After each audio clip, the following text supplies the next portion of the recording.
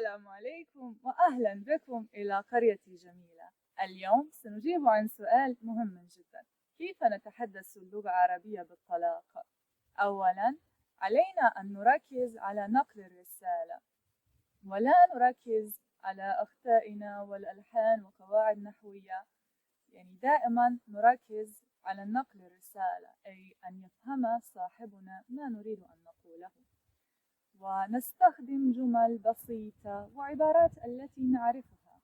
فلا تترجموا في رؤوسكم من لغتكم الأم إلى اللغة العربية، بل استخدموا كلمات بسيطة التي تعرفونها.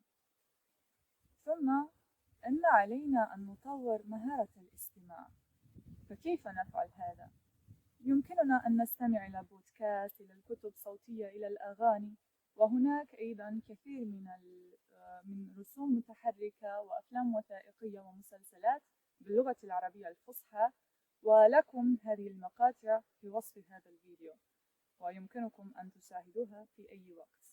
وطبعا علينا أن نتحدث باللغة العربية، ولكن كيف نفعل هذا؟ أولا، تحدثوا مع أنفسكم، فكروا باللغة العربية، أحلموا باللغة العربية، اكتبوا مذاكراتكم باللغة العربية، وتعودوا على الكلام باللغة العربية. وبعد ذلك حاولوا أن تتكلموا مع زملائكم باللغة العربية، وتعرفوا على الأشخاص جدد من خلال تطبيقات مختلفة لتعارف وتعلم اللغات التي ستجدونها في وصف هذا المقطع. وأنا أنصحكم جدا بتطبيق كلاب هاوس، والذي ستجدون فيه غرف كثيرة لتعلم اللغة العربية، وطبعا غرفة لزنبق البوسني.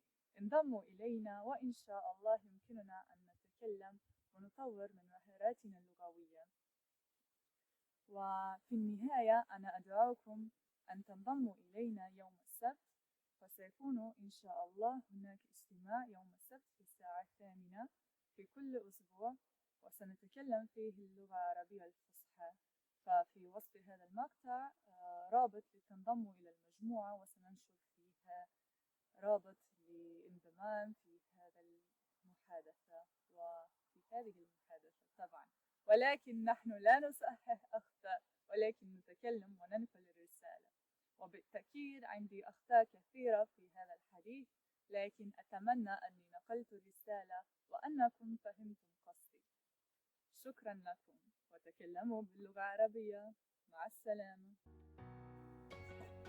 نراكم يوم السبت الساعة 8.